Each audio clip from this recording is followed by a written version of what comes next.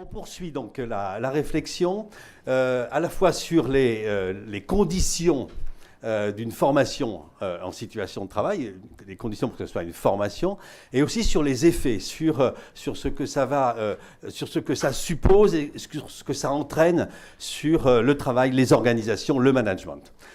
Pour ce faire, trois intervenants très différents, très complémentaires. Je pense que c'est tout à fait intéressant de pouvoir les écouter chacun. Donc Valérie Collin, je vais les présenter au moment où je vais leur passer la parole, si vous voulez bien. Il y a donc Valérie Collin, Jean-Louis Allard et Laurent Duclos. On démarre tout de suite par Valérie Collin, qui est donc manager chez Titra Film, qui est une des entreprises qui a participé à l'expérimentation. C'est une entreprise pour les cinéphiles qui est dans la post-production, donc essentiellement c'est les activités liées au sous-titrage, au doublage des films ou des vidéos. Donc secteur à la fois en profonde transformation avec le numérique dans ce secteur, et secteur qui a aussi la particularité intéressante d'être en partie un secteur lié au monde des artistes. C'est une activité aussi artistique et avoir aussi beaucoup de nécessiter beaucoup de compétences techniques. C'est une entreprise de 80 personnes, une des trois, je crois, en France qui fait ce travail-là. Donc, dans un monde où c'est pas facile, j'évoquais les transformations liées au numérique, il y a aussi les transformations liées aux modalités de distribution des films qui ont un impact sur l'activité. Valérie Collin, j'ai envie de vous questionner pour poursuivre à partir de ce qui a été dit. Vous avez participé à l'expérimentation. C'est intéressant que vous nous disiez un petit peu, en amont de l'expérimentation, comment les choses se sont passées, décidées, qu'est-ce qui vous a décidé à aller dedans, qu'est-ce que vous craigniez peut-être, ou qu'est-ce que vous espériez de cette formation en situation de travail lorsqu'on vous a présenté cette possibilité de participer à l'expérimentation. Et puis aussi, en aval de l'expérimentation, ce que ça a changé, comment ça diffuse, quelles décisions ont pu être prises. Voilà, je vous passe la parole. Et puis après, on passera la parole à Jean-Louis Allard. Alors, donc on a expérimenté la FEST. Alors, comment c'est venu à nous On a été contacté par une OPCA pour justement expérimenter ça. Donc, notre responsable de formation, Manika, est allée à travailler avec le groupe de travail autour de cette expérimentation. Et elle est revenue vers différents managers pour justement discuter quel profil pourrait correspondre à cette AFEST. Donc on a réfléchi avec pas mal de managers. On a identifié certains profils sur des postes très clés dans notre environnement, donc pour un peu replacer. Donc on fait du sous-titrage et du doublage. Et sur un projet de film, il y a quand même de nombreux intervenants. Vous pouvez le voir dans les génériques, il y a énormément de personnes. Et nous, au laboratoire vidéo, qui n'est pas forcément très reconnu, sur un projet, on a à peu près 6 personnes, 6 intervenants, dont un poste clé, qui est celui de chargé de fabrication Media Manager. Donc c'est quelqu'un qui va récupérer des éléments, donc des fichiers, parce qu'aujourd'hui on est beaucoup en fichiers, et qui va coordonner ça auprès d'un technicien, donc un côté très technique, et auprès d'un client, d'un chargé clientèle qui parle pour un client. Donc déjà, il y a un microcosme de personnes qui discutent entre eux, et là on a un poste de coordinateur de projet qui est très important. Il doit être à la fois quelqu'un de rassurant pour le chargé de clientèle et à la fois quelqu'un de très décisif pour un technicien où il faut décider des choses rapidement. Donc voilà pour le contexte. Donc on a déterminé que c'était ce profil-là qui était intéressant. On a commencé à développer cette formation. On a vu que ça prenait du temps, évidemment, parce qu'on a discuté avec le manager de ces personnes-là. Moi, j'étais là en qualité d'experte et de formatrice, mais je connaissais très bien ce poste-là parce que je l'ai occupé pendant 5 ans. Et donc, on a travaillé sur les différentes procédures. On s'est rendu compte qu'on avait énormément de procédures et énormément de documents. Donc, on a essayé justement, ça a déjà mis en exergue certains problèmes qu'on avait, d'avoir beaucoup de documents et c'était tout éparpillé. Donc, on a essayé de recentrer. On a déjà eu des outils grâce à ça pour essayer de recentrer, pour essayer d'être plus précis. Moi, j'avais fait notamment un document de 70 pages qui peut paraître un peu indigeste comme ça, mais on avait repéré des pages, justement, qu'on dit il faut les connaître par cœur, celles-là, parce que ça permet de recentrer et d'essentialiser le métier. Donc, on a déterminé des missions, on a déterminé des compétences qu'on voulait que la personne acquiert. Donc c'est une personne qui est rentrée dans l'entreprise, qui avait déjà un profil assez technique, mais on savait qu'avec l'évolution du métier, il fallait un peu adapter les compétences qu'elle avait, il fallait aussi qu'elle en acquiert des nouvelles. Donc on a mis en place cette formation et on l'a expérimentée et ça a été bien vu. En fait, il y a eu des batailles un peu avec évidemment les chargés de clientèle qui disaient oui, mais j'aimerais bien lui parler. Donc il a fallu expliquer. On a expliqué ce que c'était que cette formation en situation de travail. On a été aidés quand même. Notre direction a été moteur là-dessus. Il faut savoir aussi que historiquement, on essayait un peu de se lancer dans la formation justement de ces profils-là. On avait fait une formation vraiment axée sur les fichiers. On avait fait venir un intervenant pendant 2 jours sur l'ensemble de la société. Mais on sentait bien que ce n'était pas suffisant. Ça restait un travail théorique, une formation théorique, et on sentait bien qu'il y avait un manque par rapport au travail vraiment, au réel. On était un peu écartés et que les personnes, pour qu'elles acquièrent leurs compétences, il fallait vraiment être confrontées au réel. On peut dire que c'est un métier nouveau pour lequel il n'y avait pas de formation dans le système traditionnel. Il n'y a pas de formation, il n'y en a toujours pas, que je sache précisément, parce qu'en plus, on n'est pas non plus dans une très grande entreprise, on est 80, mais on reste quand même une entreprise familiale aussi, où il y a une notion d'entraide, une notion d'un peu... on ne fait pas tout, mais on essaye aussi d'être un peu transverse, et on acquiert beaucoup de compétences au sein de l'entreprise. Moi-même, je suis chargée de fabrication, mais à la base, j'ai une formation d'école de commerce, je suis commerciale, et là, je suis dans un métier plutôt technique. Donc c'est un peu appris sur le tas. Moi, je n'ai pas bénéficié de la FEST, j'aurais peut-être aimé, mais voilà, ça n'existait pas encore. Donc, non, mais ça va se développer, hein, vous avez compris. Ça n'existait pas encore. Donc là, c'était avoir un cadre et pouvoir aussi déterminer toutes les compétences qu'elle voulait acquérir à travers différents points, et surtout identifier aussi les personnes. Il y a aussi un gros travail sur identifier les personnes qui peuvent former les différents formateurs. Donc on a pu vraiment... détaillé, et ça c'était important, c'était structurant, c'était long, mais c'était très intéressant aussi. Donc on l'a mis en place, ça s'est très bien passé. Au-delà de ça, alors il y a eu cette phase réflexive, donc moi ce que j'ai beaucoup aimé et ce qui a été vraiment important, c'est cette phase réflexive où justement, alors on a le moment où on forme, on prend vraiment le temps, où on coupe le téléphone, où on sait qu'on reçoit à peu près 200 mails par jour quand on est chargé de fabrication, où on nous demande beaucoup de choses, où on est sollicité à la minute, où il faut répondre à la minute. Il y a eu ce moment qu'on a dégagé, on a dit, à ce moment-là, cette personne, elle est en formation. Si vous voulez que demain ça aille mieux, eh ben, il faut lui laisser ce temps-là. On a de la chance, on est quand même dans une entreprise où on se connaît tous, et ça permet aussi de pouvoir faire accepter ce genre de choses. Donc on a eu cette phase de réflexivité, il y a eu des erreurs, il y a eu, on n'a pas envoyé le bon fichier dans un cinéma, on peut imaginer la catastrophe que ça peut être. On envoie un film non sous-titré en France alors que c'est de l'iranien, ça se passe pas bien.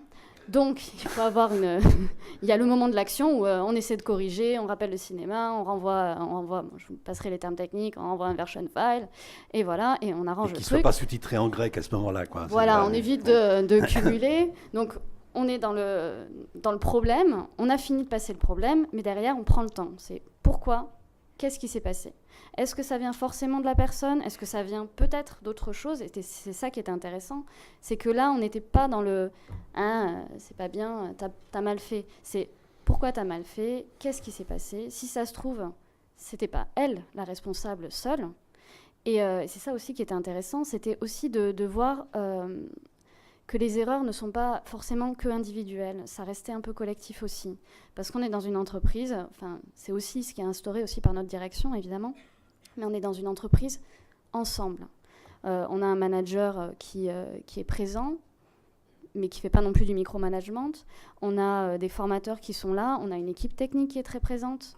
On a vraiment une grande compréhension et ça a renforcé aussi ce lien, ce lien un peu entre tous, pour justement, face à une erreur, pas face à une erreur, parfois on s'auto-flagelle, et ça permet aussi de dédramatiser, parce qu'on ne sauve pas non plus des vies. Et la plupart du temps, il n'y a pas de problème de projection. On arrive à sauver le truc, même à 5 minutes de la projection. Donc, il y a aussi ça, c'est dédramatiser, on arrive à trouver des solutions, et derrière, on arrivera de façon pérenne à essayer de résoudre des problèmes. Parfois, ça requiert, c'était un problème, un chargé de clientèle qui n'avait pas la bonne information. C'est des choses où on s'est rendu compte qu'en fait, il y avait des problèmes de process qui n'étaient pas appliqués. Donc, pourquoi ces procédures ne sont pas appliquées? Et du coup, on remontait en amont pour voir, pour essayer d'améliorer les choses après.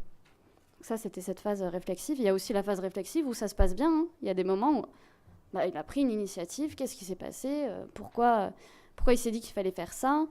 Et il y a aussi ce moment aussi où ça peut être pas que l'erreur qu'on analyse, c'est aussi ça insuffle une idée d'un peu d'esprit d'initiative. Et donc ça, c'était aussi assez intéressant. Et ça reste, ensuite, c'est durable dans l'entreprise, cette manière de considérer une erreur. On ne recherche pas un coupable après quelqu'un qui a fait une erreur commise, mais on cherche plutôt les conditions qui ont fait que cette erreur a pu être commise. C'est ça, on cherche plus les conditions que dire individuellement c'est la personne qui a fait son erreur toute seule. Et je trouve que ça instaure un management un peu plus par la bienveillance et un peu plus ouvert.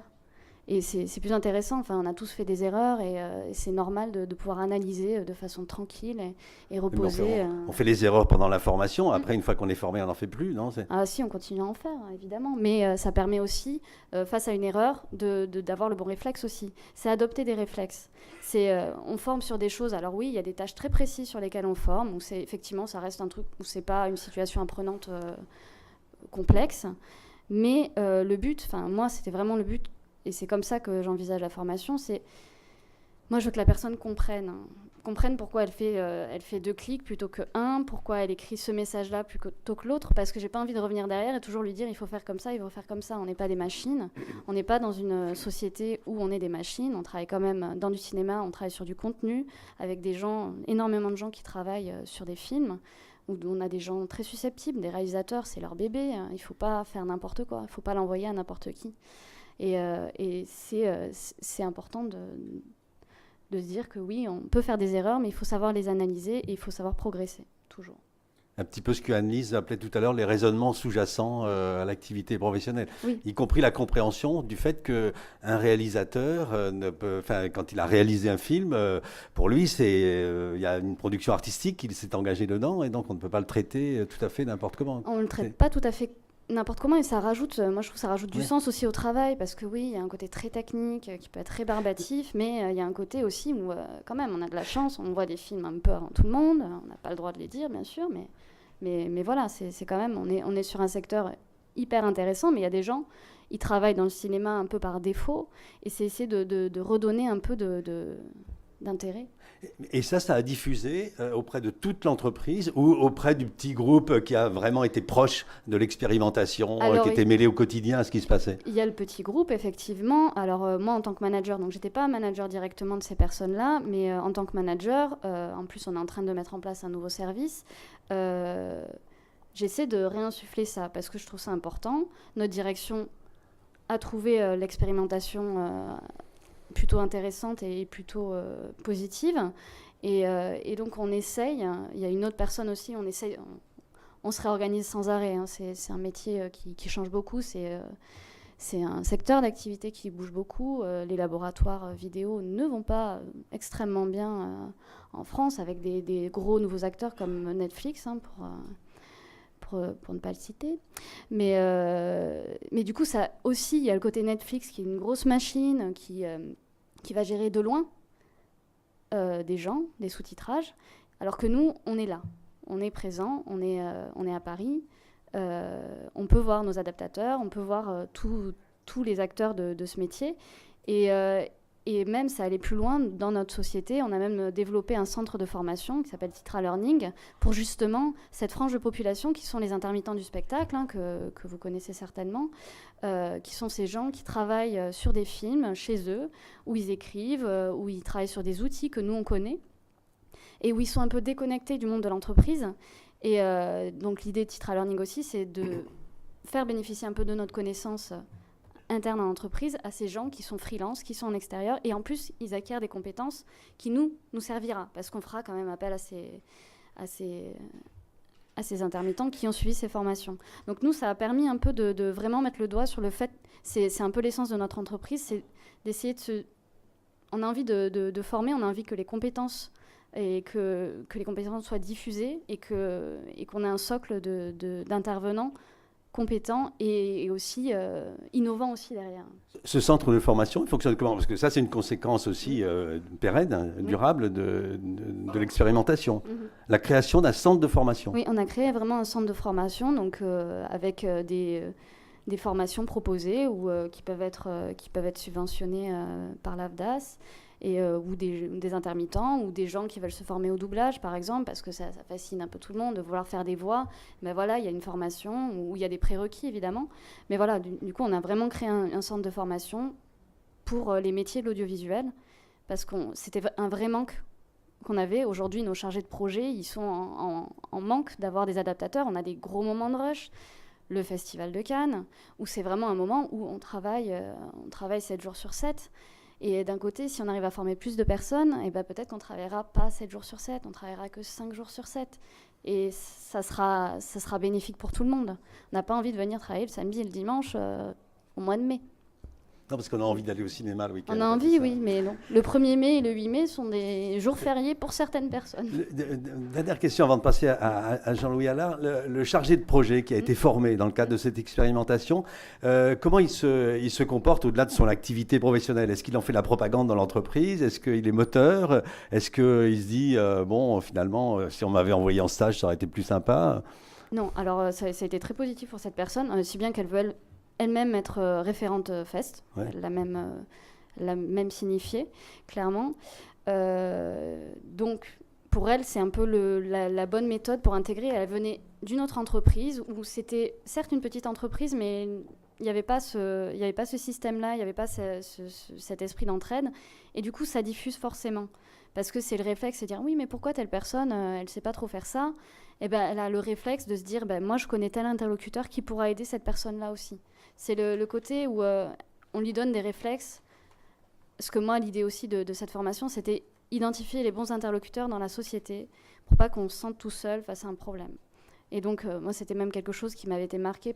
C'était mon manager, il y a longtemps, qui m'avait dit, si je veux réussir dans ce poste-là, il faut que je sache identifier les bons interlocuteurs face à différents problèmes. Et c'est ça, le but ultime qui a été de cette... on avait un objectif, c'était cette formation, c'est que cette personne puisse être autonome aussi, et derrière s'approprier ce métier et aller plus loin. Moi, ça me fait plaisir qu'elle ait pu gérer un festival de Cannes, parce que c'est quand même quelque chose d'énorme, 80 films à gérer, c'est beaucoup. Et la plus belle réussite, c'est qu'elle y est arrivée. Alors oui, on a un peu intervenu, bien sûr, parce que ça faisait pas très longtemps qu'elle était là, mais elle y est arrivée, et ça, c'est quand même... Pour les chargés de clientèle, donc vos clients, c'était transparent que leur interlocuteur était en formation. Comment vous avez géré ça? Vous l'avez abordé à un moment et ça me questionne parce que à la fois il peut dire bon voilà une entreprise qui est intéressante parce qu'elle a des modalités de formation que je trouve vraiment pertinentes, ou au contraire elle peut dire bon attendez, moi je veux pas parler avec quelqu'un qui sait pas encore puisqu'il n'est pas formé. Alors on l'a présenté de façon... La personne est en formation, il y aura des moments où elle est en formation, donc on annonce à tel temps, telle heure, voilà. Si vous avez vraiment besoin, s'il y a une urgence vitale qui arrive parfois, il y avait toujours mon numéro de téléphone, parce que j'étais là aussi où je pouvais agir. Donc on leur proposait toujours une alternative. Le problème, c'est qu'on doit communiquer beaucoup, et pour aménager cet espace de temps de travail, de temps de formation, on a dégagé ce temps-là, mais aussi on a proposé une alternative, parce qu'on sait que la production, elle doit continuer. Donc c'était facile à accepter pour eux, parce que c'était assez transparent pour eux, parce que le travail, il se faisait de toute manière. D'accord, merci. Merci beaucoup.